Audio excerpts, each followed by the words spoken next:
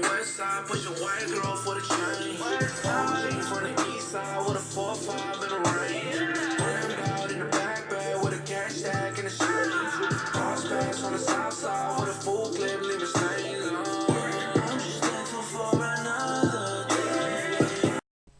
Yo, what is up guys, Coaster Zet here, and today it is time for my biggest video that I released so far. This is the top 25 roller coasters that I have ridden.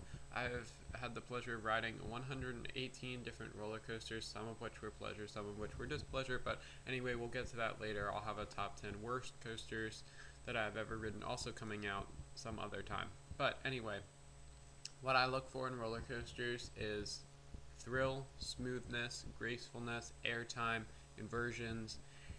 It's just got to be smooth and consistent. I tend to go for height, speed, and airtime over inversions, but I'm also a big fan of inversion coasters. So you'll see a lot of coasters from B&M on this list. I'm not as into the forcefulness as some other people might be. I think it's an interesting attribute of roller coasters, and it's cool if it's there, but it's not my number one priority to get from a roller coaster ride. So you'll see a lot of coasters from B&M on this list. I've also ridden a lot more B&Ms than pretty much any other coaster manufacturer, so let's get started with the countdown. Starting off, the top 25 might be a controversial opinion. This is SkyRush at Hershey Park, the intimate hypercoaster. Now, I love Hershey Park, but this ride just didn't really go for me. The restraints are really bad. They just kill your legs, and they keep you from getting any airtime, which is sort of the main point of this ride. Yes, the drop is outstanding. I really like the layout. It's got some great intensity to it. I've grayed out a couple times when I've ridden it, but the problem is those restraints just absolutely killed the ride. I mean, if it were any kind of other restraint, whether a clamshell, T-bar, anything like that, this ride would be so much better. If this had a B&M clamshell restraint, this would probably be in my top 10, if not my top 5. So yeah, this ride is definitely ruined by those restraints. So now we're going to have B&M come in and put a real hypercoaster in this park, just saying. But anyway, I do actually like this ride. It's just the restraints absolutely kill it, and it is a little bumpy. There's some places that feel really shaky. But yeah, it's a good ride ruined by restraints.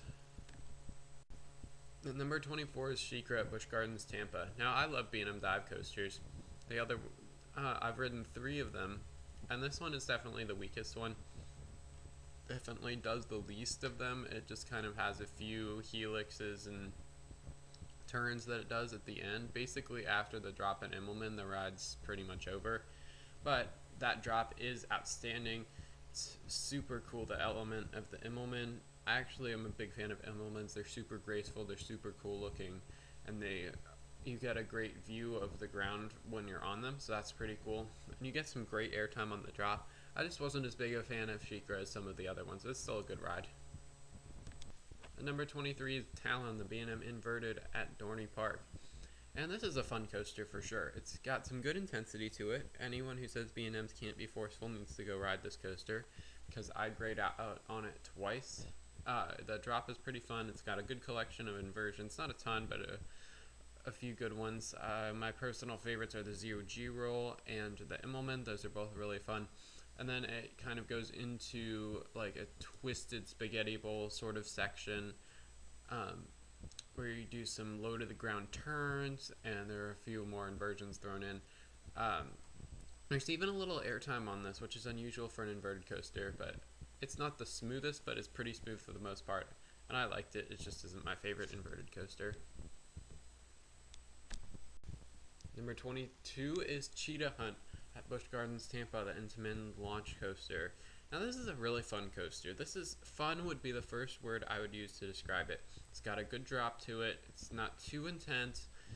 It has a cool inversion, and it's got a lot of good elements to it, but nothing really that outstanding. It has good airtime, good drop, it's smooth, the inversion's cool, the launches are all good. All of it is good, but none of it is super great. I think I just maybe was expecting a little bit more coming into it, but still, I'm a big fan of this coaster. I really enjoyed it. and I hope to be able to ride it again when I go back to Busch Gardens Tampa sometime.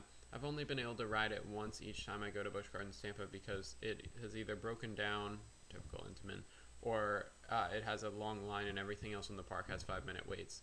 So hoping to get back on it and see if it improves at all for me on the list. But I still like it. It's still a really fun coaster.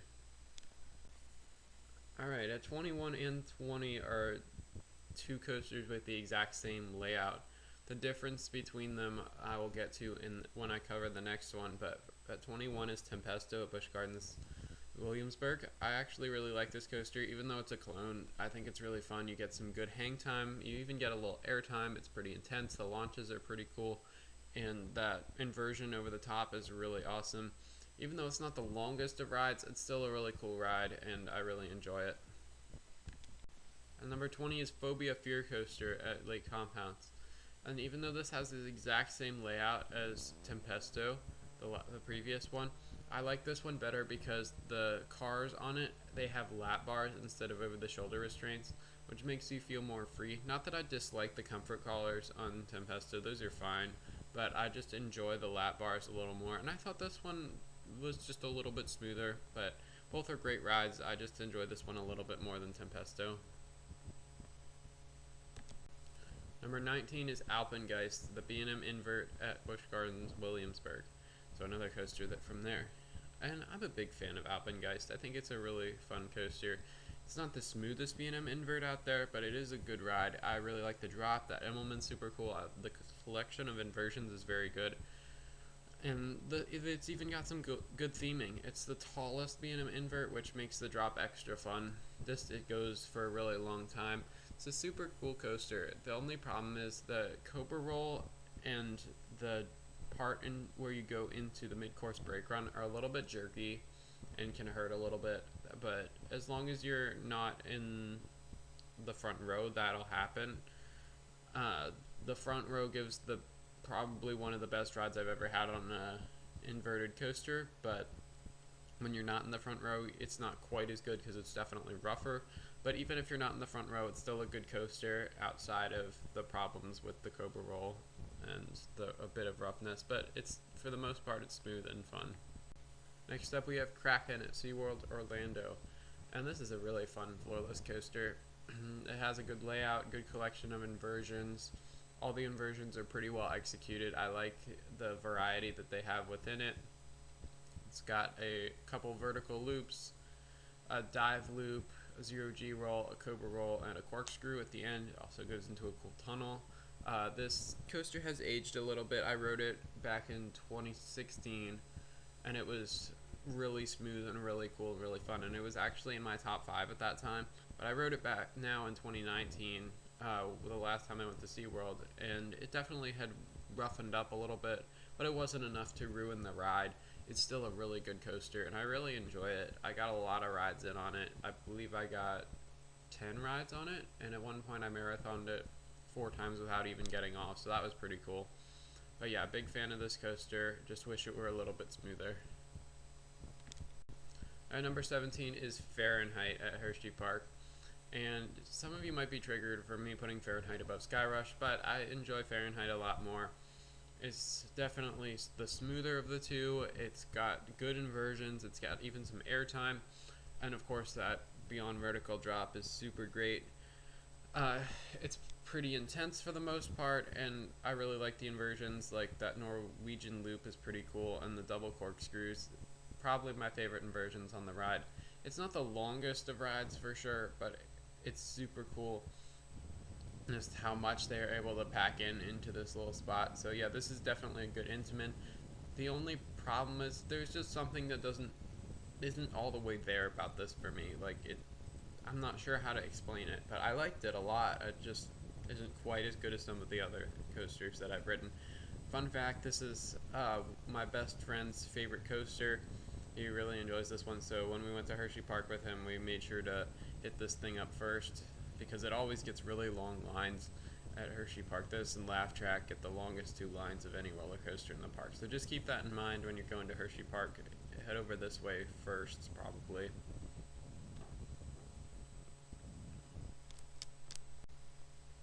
Next up is the first Six Flags coaster to be on this list, Batwing, the Vekoma Flying Dutchman. Now, I love flying coasters. They're super cool. I've only ridden a couple, and this one's definitely the inferior one, but it's also super fun, super smooth, and this is a really good Vekoma. It's my favorite Vekoma coaster I've ridden, and these Flying Dutchmans, at least from what I've heard, tend to be really smooth for the most part. I think the layout is cool. The only problem is if you're laying on your back, it may not be comfortable to look into the sun, and you don't really want to wear sunglasses because you get flipped over as you are about to go on down the drop, and you probably lose them. But this coaster's super fun, definitely a good flying coaster, and one of the best coasters at Six Flags America. Very cool ride. Alright, next up at number 15 is another coaster from Six Flags America. This is Superman Ride of Steel, the Intamin Hyper.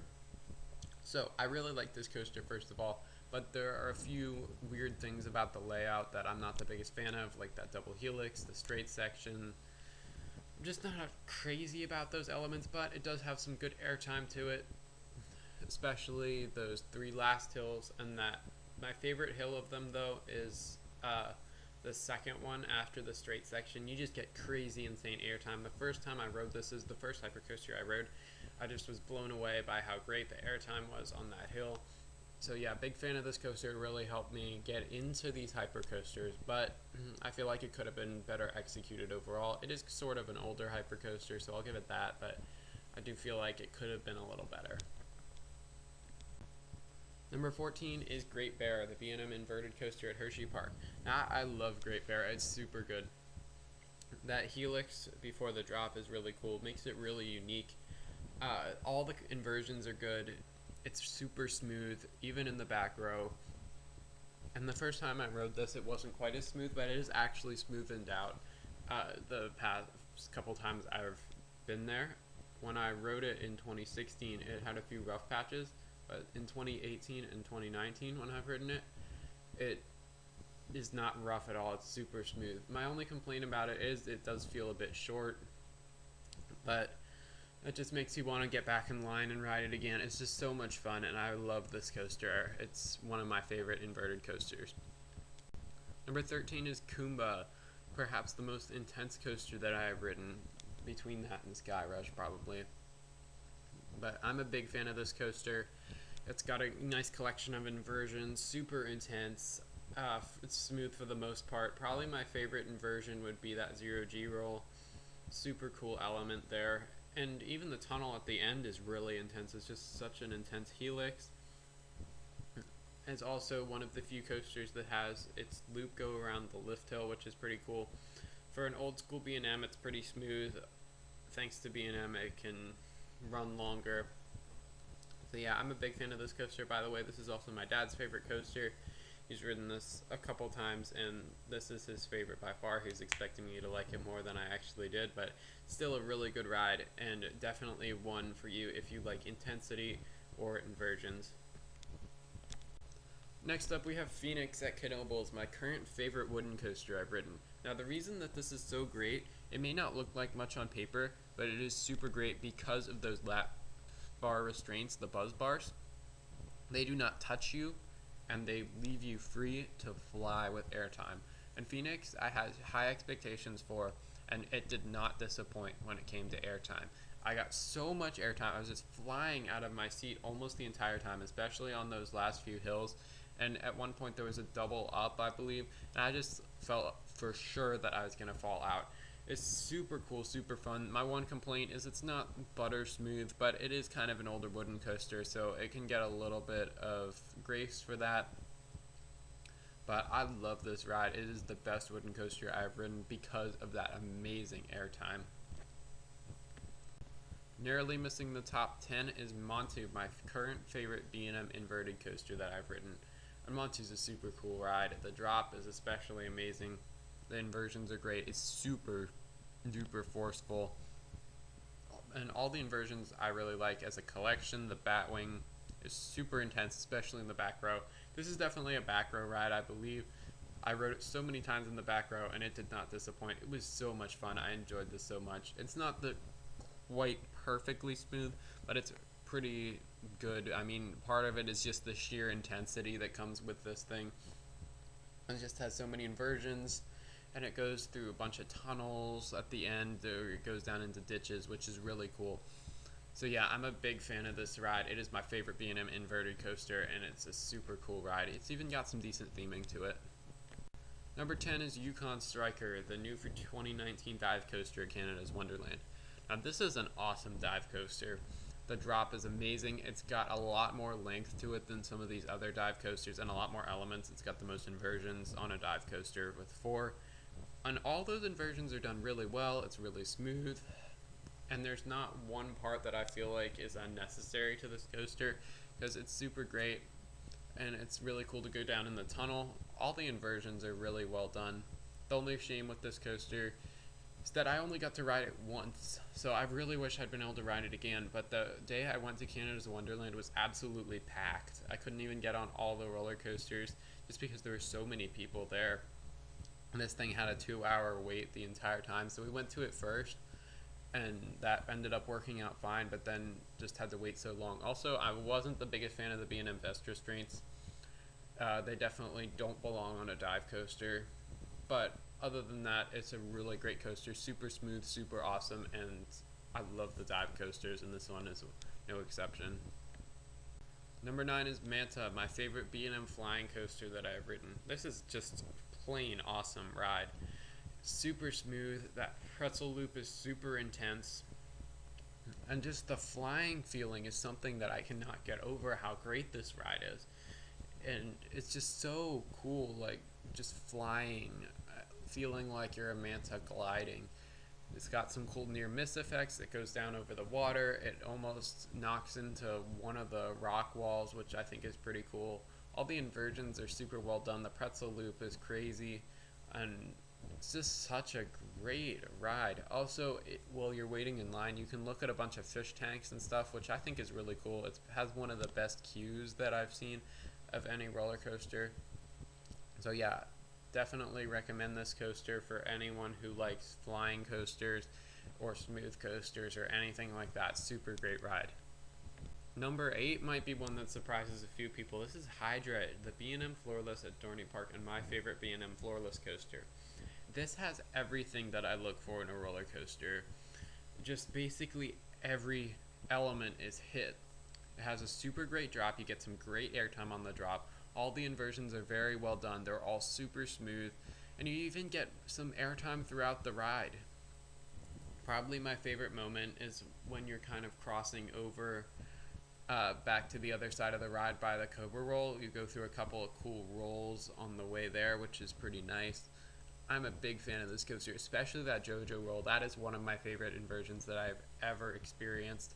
Got to ride this coaster so many times when I went to Dorney Park because no one was there, and I'm so glad that I got a chance to check this one out because it is just a flat out awesome ride.